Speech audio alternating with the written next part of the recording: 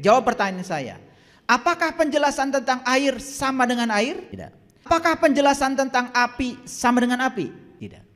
Apakah penjelasan tentang Allah sama dengan Allah? Banyak yang menjelaskan Allah. Jadi Allah itu tidak bisa dijelaskan, tidak bisa diterangkan.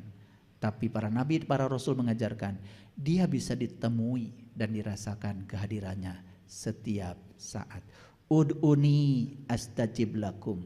Undanglah aku akan selalu mengabulkan seluruh undanganmu. Oke. Nah, pakai ayat sekarang biar kelihatan ngajinya.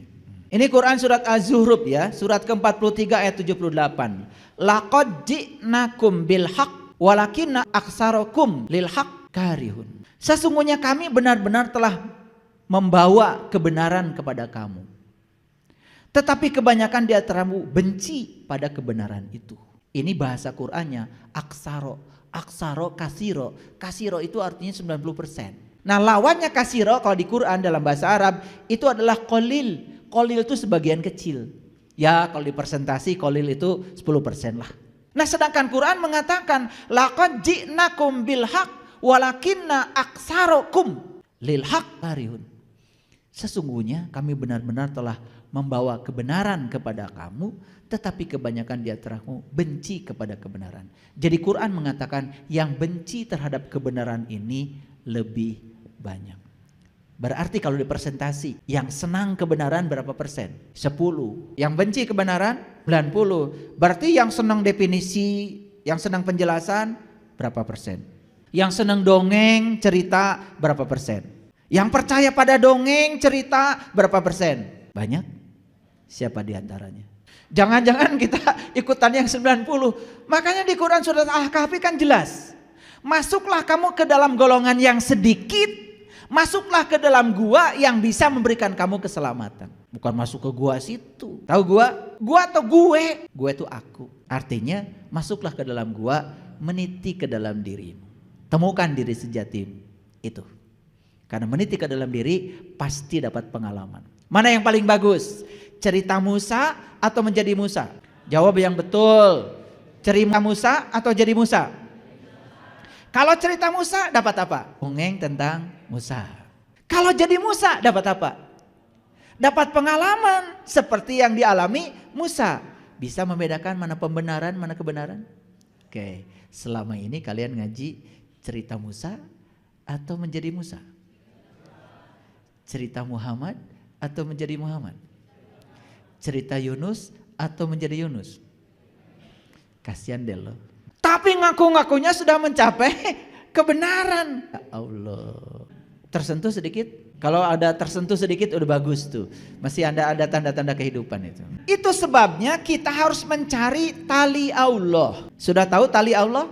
Sudah tahu tali Allah? Saya tanya dari tadi banyak gak tahu. Makanya Allah mengatakan, lihat saya. Wa'tasimu bihablillahi jami'a wala tafarraqu. Wazkuru nikmatallahi alaikum idh kuntum a'daan fa'allafa baina qulubikum fa'asbahtum bi ni'matihi ikhwana. Wa kuntum ala syafa khufratin minan nar fa'anqadakum minha. Kazalika yubayyinullahu lakum ayatihi la'allakum tahtadun. Mengerti? Jawab dong. Sering baca ayat ini. Kenapa? Kalau baca ayat sendiri tidak pernah bertanya. Tanya sama kamu. Mengerti? Gitu. Kalau gak mengerti ya saya jelaskan. Wa'tasimu bihablillah. Dan berpegang teguhlah kamu semuanya kepada tali Allah. Habl itu tali. Yang luar biasa, lihat saya semuanya. Ada seorang ilmuwan namanya Hubble. Dia pencipta teleskop Hubble. Dan ketika teleskop Hubble diciptakan, maka sejarah tentang alam semesta terbuka. Karena apa?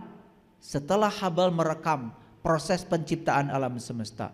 Jadi ledakan alam semesta yang terjadi jutaan miliaran tahun yang lalu, itu baru terekam sekarang. Karena cahaya itu untuk merambat perlu waktu. Walaupun kecepatan cahaya itu adalah 300 juta meter per detik, tetapi ledakan di alam semesta ini baru tertangkap oleh kameranya Hubble Bayangkan setelah miliaran tahun, betapa tak terbatasnya alam semesta luas nih. Yang luar biasa ini Hubble tuh orang Amerika, tapi dikasih nama bahasa Arab. Dan saya curiga jangan-jangan orang tuanya udah tahu ayat ini. Karena kata-kata Hubble adanya di Quran surat Al Imran nih ayat 103. Sayang saya sekarang tidak bisa ketemu orang tuanya. Tapi saya kagum karena apa? Dia dikasih nama Hubble. Dan gara-gara teleskop Hubble sejarah alam semesta terbuka semuanya. Kita mengenal yang disebut dengan supernova. Yang di Quran disebut mawar merah. Fa'idha sakotis sama'u fakanat wardatan kadihan fabi ayyi ala'i rabbikuma tukadziban. Ketika langit ruhanimu terbuka, saat itu kau akan menyaksikan merah mawar seperti kilapan minyak. Siapapun yang sudah menyaksikan itu dalam dirinya, dia sudah menemukan kebenaran. Sudah belum? Kalau belum jangan banyak ngomong. Diam saja, cari kebenaran itu. Karena itu ada dalam dirimu. Jadi supernova bukan hanya di teleskop Hubble, ada di sini. Dan tubuh kita ini adalah teleskop Hubble yang sebenarnya. Lebih canggih daripada teleskop Hubble buatan Hubble itu sendiri. Banyak yang tidak tahu kalau tubuh yang hebat ini adalah teleskop Hubble buatan Allah dengan tangan Allah sendiri. Untuk menyaksikan kebesaran Allah yang ada di dalam diri kita. Maka di Quran dikatakan aku bentangkan kebesaranku di segala ufuk. Dan yang paling penting aku bentangkan kebesaranku pada dirimu sendiri. Dan siapa yang menemukan tanda-tandaku dalam dirinya, dia sudah menemukan kebenaran. Lanjut dulu. Dan berpegang teguhlah kamu semua kepada tali Allah. Dan janganlah kamu bercerai-berai. Dan ingatlah akan nikmat Allah kepadamu. Jadi sebetulnya tali Allah yang sebenarnya adalah nikmat yang Allah berikan kepadamu. Apa nikmat yang paling besar? Nikmat yang paling besar adalah merasakan kehadiran Allah di dalam diri kita. Makanya lihat di Quran surat Al-Fatihah. Ihdinas syiratal mustaqim. Tunjuki aku ke jalan yang lurus. Apa jalan yang lurus? Syiratal ladzina an'amta alaihim. Jalannya orang-orang yang diberi nikmat. Yang diberi nikmat cuma 4. Para nabi, para siddiqin, para syuhada, para sholihin. Itu dinyatakan dalam Quran surat An-Nisa ayat 69. Jadi nikmat yang paling besar dari Allah untuk manusia adalah ketika manusia sudah merasakan kehadirannya, sudah menyaksikan keberadaan Allah dalam dirinya, itu nikmat yang paling besar. Dan siapa yang sudah sampai di situ, berarti dia sudah dapat nikmat Allah. Dan siapapun yang sudah merasakan nikmat Allah, merasakan, bukan menjelaskan, berarti dia sudah ketemu tali Allah. Tali ini yang akan mempersatukan kita. Makanya kenapa tafsir beda-beda? Kenapa pemahaman ayat beda-beda? Karena masing-masing berbicara pakai otaknya sendiri-sendiri. Masing-masing belum mengalami. Sama seperti tadi. Saya tanya, itu jeruk rasanya gimana? Beda kan semuanya? Ada yang bilang kecut, ada yang bilang asam, ada yang bilang manis. Bohong semua. Padahal kalian tidak makan jeruk. Itu pakai ilmu kirata namanya. Tahu ilmu kirata? Dikira-kira dan tidak nyata. Jadi yang sebenarnya rasa jeruk itu apa? Rasa jeruk itu hanya bisa dirasakan kebenarannya oleh orang yang sekarang dia ambil jeruk dan memakannya. Ketika ditanya gimana rasa jeruk? Pokoknya gitu. Dan kalau kalian 10 orang merasakan jeruk yang sama, gak akan berantem. Berantem itu terjadi karena jeruknya gak ada. Betul gak? Da pas saya teh jeruk naoge. Masing-masing mendefinisikan jeruk. Selamat pasea. Jadi perdebatan itu yang disebut dengan memperebutkan pepesan kosong. Jeruk na eueuh. Masing-masing belum punya pengalaman merasakan jeruk, tapi tiba-tiba masing-masing seperti yang paling pinter ngomong jeruk. Kahartos? Wah, ini ilmu udah luar biasa. Saya hari ini ngasih bonus sebetulnya, gratis lagi. Jadi sekarang mengerti tali Allah. Apa tali Allah? Tali Allah itu adalah pengalaman bersama Allah. Pengalaman merasakan kehadiran Allah. Dan setiap orang yang sudah merasakan pengalaman itu, apapun sebutannya buat dia, gak penting lagi. Maka Allah mengatakan, ketika nikmat Allah belum turun kepada kamu, kamu selamanya akan bermusuh. Maka Allah mempersatukan kolbumu. Ini kata-kata yang dipakai kolbu. Yang dipersatukan tuh kolbu. Ya Allah, luar biasa ayat ini. Lalu menjadikan kamu semua sebagai ikhwan, saudara. Dan kalau kita sudah merasakan kolbu kita, merasakan pengalaman yang sama tentang Allah, semua kita akan bersatu, apapun keyakinannya. Fa'allafa baina qulubikum fa'asbahtum binikmatihi ikhwana. Kamu akan menjadi saudara. Makanya di zaman Nabi, di zaman Rasul, kenapa mereka menyebut sahabat? Dan persaudaraan mereka sangat luar biasa. Apa yang mengikat mereka? Habl, tali Allah. Dan tali Allah yang sebenarnya adalah nikmat pengalaman untuk merasakan Allah pada diri kita masing-masing. Paham sekarang? Jadi ayat ini jelas ya. Lalu Allah mengatakan apa? Pada saat itu kamu sedang berada di jurang neraka. Kapan kita berada di jurang neraka? Ketika kita memperdebatkan pepesan kosong. Ketika kita memperdebatkan sesuatu yang masing-masing kita pun belum merasakannya. Maaf ya, ada yang sudah merasakan akhirat, maka masing-masing akan cerita akhirat menurut versinya sendiri-sendiri. Debat? Beda pendapat? Tidak bisa dihindari. Pasea? Tidak bisa dihindari. Akibatnya siapa yang merasa kuat mulai menunjukkan taringnya. Jadi ujung-ujungnya pakai ini. Betul? Memaksakan pendapatnya pada orang lain supaya orang lain mengakui pendapatnya paling benar. Itu yang terjadi setiap hari. Supaya orang percaya pakai label macam-macam di namanya. Supaya orang percaya pakai dandan macam-macam. Ke pasar baru dulu biar kayak wali. Murid maksudnya. Lalu Allah menyelamatkan kamu daripadanya. Apa yang menyelamatkan Allah? Apa yang menyelamatkan kamu? Yang diberikan Allah. Nikmat. Makanya nikmat hanya diberikan pada 4 golongan. Para nabi, para siddiqin, para syuhada, para sholihin. Jadi kalau kalian bikin rumah baru, jangan sok-sokan tasakur bin nikmat. Jangan pakai Arab. Buat ram di rumah baru. Gitu undangannya. Jelas. Tidak ada di Quran rumah baru itu nikmat. Nggak ada. Karena yang dapat nikmat cuma 4. Para nabi, para siddiqin, para syuhada, para sholihin. Yang punya rumah baru gak ada golongannya. Kan kita sudah terbiasa kan ngaku-ngaku. Tasyakur bin nikmat. Rumah baru. Gaya. Gak ada di ayatnya. Orang yang punya rumah baru gak masuk golongan dapat nikmat itu. Ya, itu biasa ya. Biasa. Jadi kalau mau buat tram aja. Gak usah pakai judul macam-macam. Buat tram kan intinya dahar. Nih gaya-gaya ting judulnya, betul? Kalian tuh kalau udah pakai judul keren, isinya gitu-gitu aja, betul nggak? Iya. Penting mah sambal, jengkol, peda, petei, kan gitu, betul? Jadi kalau makanan enak itu nikmat atau enak? Pokoknya judulnya makan enak, gitu.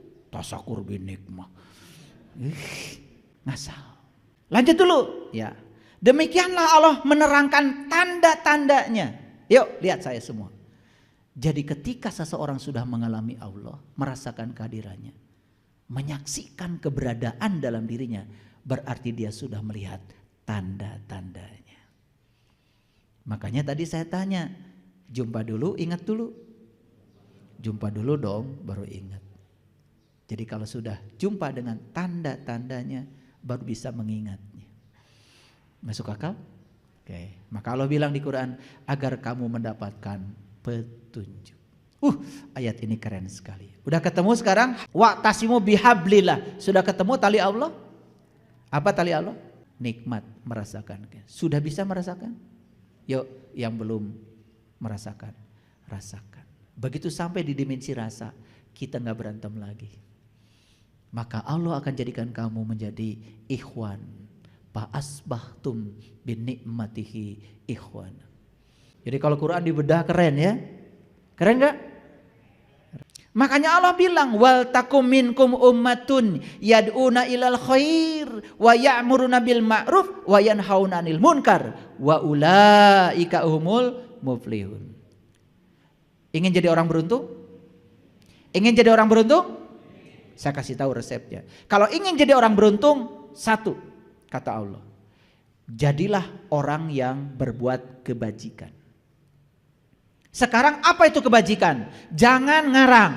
Jangan bikin definisi sendiri. Tanya Allah, apa itu kebajikan? Kebajikan kata Allah cuma 2. Wa ya'muruna bil ma'ruf wa yanhauna 'anil munkar. Mengajak manusia untuk ma'ruf. Ma'ruf itu mengenal, dari kata arofa. Mengajak manusia untuk mengenal. Mengenal siapa? Mengenal Allah. Dan cegah yang sudah kenal supaya tidak mungkar, supaya tidak kembali ke belakang. Dan selama ini kata amar ma'ruf nahi mungkar itu diartikan jadi kekerasan, bawa pentungan. Lucunya pakai Allahu Akbar. Jadi Allahu Akbar itu hanya menakut-nakutin orang. Padahal di Quran jelas kebajikan itu ada dua. Satu, wa ya'muruna bil ma'ruf, ajak manusia, perintahkan manusia untuk mengenal. Wa yanhauna 'anil munkar, cegah yang sudah kenal, jangan mundur ke belakang. Wa ulaika humul muflihun, kamu akan termasuk orang yang beruntung. Makanya dalam Quran surat Al-Baqarah ayat 176, catat aja ayat-ayatnya. Yang demikian itu adalah karena Allah telah menurunkan kitab dengan benar. Dan sesungguhnya orang-orang yang berselisih tentang kitab itu benar-benar dalam penyimpangan yang jauh. Masih ingat tadi kenapa berselisih? Karena masing-masing hanya berbicara pengetahuan konsep. Masing-masing belum mengalami pengalamannya. Sedangkan kitab sendiri kan artinya adalah kalamullah. Kalam itu sifat, Allah itu adalah zat. Jadi kalamullah yang sebenarnya adalah Allah itu sendiri. Jadi kitab yang sebenarnya adalah itu. Nabi Muhammad pada saat itu melihat kitab, itu kitabnya. Kitab sejati yang ada dalam dirinya. Kan waktu itu Quran belum ada. Beliau tidak melihat tulisan. Ya, tetapi kemudian ya, setelah beliau berhasil membaca kitab sejati, kemudian beliau menerima wahyu. Kemudian wahyu itu kemudian sekarang berwujud menjadi Al-Quranul Karim. Tapi yang dibaca oleh beliau itu adalah kitab. Kitab itulah kalamullah. Iqra bismi rabbikal ladzi khalaq. Yang diikra oleh beliau adalah Tuhan yang telah menciptakan. Paham sampai sini? Oke. Yang demikian itu karena Allah telah menurunkan kitab dengan benar, dan sesungguhnya orang-orang yang berselisih tentang kitab benar-benar dalam penyimpangan yang jauh. Itu yang dikatakan di Quran, lafi shikokim ba'id, ba'id, ba'id. Karena orang Sunda mah, bararaid. Dari bahasa Arab, ba'id itu jauh, Kasabrang ke Palembang, ba'id, ba'id, gitu. Itu dari bahasa Arab, ba'id itu jauh sekali. Makanya kita sering baca ketika baca doa itu, Allahumma ba'id baini wa baina khotoyaya kama ba'adta maidal masyriki wal maghrib. Ya Allah, jauhkan aku dengan kesalahanku seperti engkau menjauhkan timur dan barat. Gitu. Suka baca itu kan? Gak ngerti juga. Jadi kenapa perselisihan terjadi? Karena masing-masing baru berbicara kitab dalam konsep. Belum berbicara kitab sebagai sebuah pengalaman nyata dalam diri. Paham? Jadi apa yang saya sampaikan tadi itu sekarang ini dasar-dasarnya ayat-ayatnya. Baik, kita lanjutkan. Sesungguhnya kami, kata Allah, ini Quran surat Al-Fatir ayat 24. Sesungguhnya kami mengutus kamu dengan membawa kebenaran, berita gembira dan pelajaran. Jadi para rasul, para nabi itu diutus ke dunia bukan nakut-nakutin. Bukan ngancam-ngancamin. Para nabi, para rasul itu tugasnya diutus ke dunia, satu membawa kebenaran, yang kedua membawa berita gembira, yang ketiga membawa pelajaran. Dan tidak ada satu umat pun melainkan telah ada padanya pemberi peringatan. Jadi di setiap zaman, di setiap umat akan selalu ada orang-orang yang ngasih pelajaran. Siapa itu? Ya tentu saja para pewaris ilmunya, para rasul. Itu yang namanya ulama. Sudah tahu ciri ulama? Ciri ulama ada 3. Kata Quran ini bukan kata saya. Jangan tersinggung ya yang mengaku ulama. Ciri ulama ada 3. Kata Quran surat Al-Imran ayat 49. 1. Bisa membuka mata kolbu. 2. Membebaskan penyakit kulit. 3. Bisa menghidupkan orang mati. Mati apa? Mati kesadarannya. Ya, itu kata Quran. Lanjut. Nah, di dalam Quran surat Saba ayat 43 Allah mengatakan, dan apabila diperlihatkan kepada mereka tanda-tanda kami yang terang. Awas, terang, tahu terang? Terang. Mereka berkata, orang ini tiada lain hanyalah seorang laki-laki yang ingin menghalang-halangi kamu dari apa yang disembah oleh bapak-bapakmu. Tadi kan dikatakan di Quran surat Yasin, dan aku memberi peringatan kepada kamu yang mau ikut peringatan karena bapak-bapakmu tidak pernah memberikan peringatan itu. Tetapi sekelompok orang ketika dikasih peringatan ini, perhatikan. Dia mengatakan, wah itu mah hanya menghalangi kamu dari apa yang disembah oleh bapak-bapakmu. Lalu kita lebih suka, dati baheula lagi orang mah turun-temurun ge kieu. Sehingga ketika diajarkan sesuatu yang benar itu, dia tidak mau, dia menolak. Nanti sampai di rumah, baca lagi Quran surat Saba ini, ayat 43. Ini tiada lain adalah kebohongan yang diada-adakan saja. Malah bilangnya ini adalah kebohongan. Ah, eta mah diaya-aya we, kan gitu. Dan orang-orang kafir berkata kepada kebenaran, tatkala kebenaran itu datang kepada mereka, ini tiada lain hanyalah sihir yang nyata. Jadi ketika dia mengalami kebenaran itu, malah dia bilang, wah ini mah sihir katanya. Itulah orang-orang yang tertutup. Jadi dikasih yang gampang, embung, piraku, gampang. Dikasih yang susah, embung juga. Nah hese-hese teuing. Saya menjadi bingung hayangna teh kumaha. Nah, perhatikan saya. Kebenaran akan selalu mencari jalan untuk mengungkapkan dirinya. Satu. Lihatlah 2 kali kalau ingin menemukan kebenaran. Lihatlah sekali saja kalau ingin menemukan keindahan. Kalau ingin menemukan keindahan, sekali aja melihatnya. Tapi kalau ingin menemukan kebenaran, lihat 2 kali. Makanya banyak orang melihat tetapi tidak memandang. Ningali gunung teh gunung we bungkul. Tapi orang yang sudah bisa melihat sekaligus memandang, dia akan bisa melihat kebenaran di balik gunung itu. Keadilan, kebenaran, kebebasan, itulah pangkal dari kebahagiaan. Jadi kenapa kita tidak bahagia selama ini? Karena belum menemukan kebenaran itu. Dan kebenaran adalah pengalaman rasa, realisasi ya Tuhan yang langsung dirasakan oleh kita sendiri.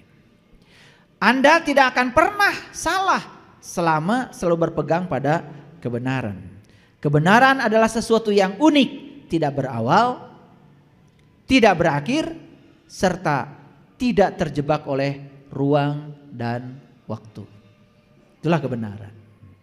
Kebenaran tidak pernah menjadi tua. Kebenaran berada pada bibir-bibir manusia yang sudah mati. Mati apanya? Mati bibirnya. Dan orang yang sudah menemukan kebenaran, bibirnya mati. Ngerti maksudnya? Sekalipun bicara paling juga pokoknya gitu deh. Sependek itu kata-katanya. Kenapa? Sudah mati. Karena sudah asyik mansuk, sudah menemukan kebenaran itu. Sahabat paling baik dari kebenaran adalah waktu. Musuh yang paling besar dari kebenaran adalah prasangka. Dan pengiringnya yang paling setia adalah kerendahan hati. Jadi sahabat yang paling baik dari kebenaran adalah waktu. Nih saya kasih tahu. Kalau kita sedang berselisih dengan orang, sudah pergi saja. Biar waktu yang membuktikan. Karena waktu itu jujur, waktu itu tidak pernah salah. Dalam keheningannya, waktu yang akan menunjukkan. Jadi sahabat yang paling baik dari kebenaran adalah waktu. Musuh yang paling besar dari kebenaran adalah prasangka. Awas, prasangka ingat tadi? Prasangka, pembenaran, pengetahuan konsep, itu prasangka. Dan pengiringnya yang paling setia adalah kerendahan hati. Kebenaran tidak pernah layu. Kebenaran yang paling agung adalah kebenaran yang sederhana. Dan seperti itulah yang dilakukan dan ditemukan oleh kebanyakan orang-orang besar. Hari ini saya sudah tunjukkan bahwa kebenaran itu sesederhana itu. Semua keruwetan itu berarti cermin bahwa di situ bukan kebenaran. Kebenaran tidak perlu banyak kata-kata. Betul? Betul? Ya, sudah paham ya? Kalau menjelaskan rasa jeruk, kata-katanya harus banyak. Tetapi merasakan jeruk tidak perlu kata-kata. Senang mana kalian? Senang kata-kata atau pengalaman? Bohong. Selama ini lebih senang kata-kata. Makanya di Quran dikatakan, innalladzina kafaru sawaun alaihim aandartahum am lam tumdirhum la yu'minun. Sesungguhnya orang-orang yang tertutup mata kalbunya, dikasih peringatan, tidak dikasih peringatan, tidak juga akan terbuka mata kalbunya. Peringatan kata-kata bukan? Kata-kata. Mana yang kalian sukai? Pengalaman atau kata-kata? Ya. Harusnya pengalaman. Ieu madar meuli buku tentang India lain arinit ka ditu. Saya tidak akan pernah merasakan air dari tulisan tentang air. Apalagi dari penjelasan buku tentang air. Saya hanya akan merasakan air ini dari airnya. Sederhana. Jadi kebenaran tidak perlu banyak kata-kata. Di mana tidak ada kebenaran, di situ tidak ada kebaikan. Jadi kenapa? Kok di tempat ini tidak ada kebaikan? Jelas gak ada kebenaran. Jadi kalau di satu tempat tidak ada kebaikan, jelas di situ tidak ada kebenaran. Yang ada cuma pembenaran. Kalau yang ada cuma pembenaran dan prasangka, apa yang terjadi? Perdebatan, cekcok, merasa paling benar. Maka di Quran dikatakan, wa may yattabi'u aktsarahum illa dzon. Kebanyakan manusia mengikuti sesuatu hanya dengan dzon, prasangka. Kebenaran yang tidak dimengerti dapat menjadi kesalahan. Jadi walaupun kebenaran itu adalah pengalaman langsung, tetapi tetap harus dimengerti. Karena kebenaran yang tidak mengerti bisa jadi kesalahan. Jadi saya menyampaikan kebenaran, tetapi saya berusaha untuk memberikan pengertian. Karena kebenaran yang tidak mengerti akan menjadi kesalahan. Kebenaran yang diakui umum tidak semuanya benar. Lihatlah di sekeliling kita betapa sering kali terdapat kebenaran palsu. Ingat, orang yang banyak itu belum tentu benar, apalagi yang sedikit. Kebenaran yang setengah-tengah sering kali menjadi kebohongan besar. Makanya belajar kebenaran jangan setengah-setengah. Karena kebenaran yang setengah-setengah bisa jadi kebohongan besar. Nih kalau mau belajar tentang tauhid, belajar yang betul, tuntas, jangan setengah-setengah. Kalau mau belajar ma'rifatullah, tuntas belajar, ikuti tahap-tahapannya. Nah, yang sering gagal itu belajarnya setengah-setengah, gak sabar, membuat kesimpulan sendiri. Itulah jadinya kebohongan yang besar. Kebenaran sering terdesak, tetapi kebenaran tidak akan pernah musnah. Kebenaran tidak bergantung Anda suka atau tidak suka. Matahari tetap saja matahari walaupun orang buta tidak melihatnya. Madu tetap saja madu walaupun orang sakit tidak merasakan manisnya.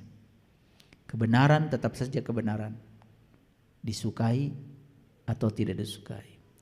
Kebenaran tetap saja kebenaran, Anda setuju atau Anda tidak setuju. Karena kebenaran adalah realitas. Dan semua realitas di belakangnya adalah Rob al-Alamin. Ada sang fasilitator yang menyebabkan itu terjadi. Kebenaran selalu berada dalam kesederhanaan. Terima kasih. Assalamualaikum warahmatullahi wabarakatuh.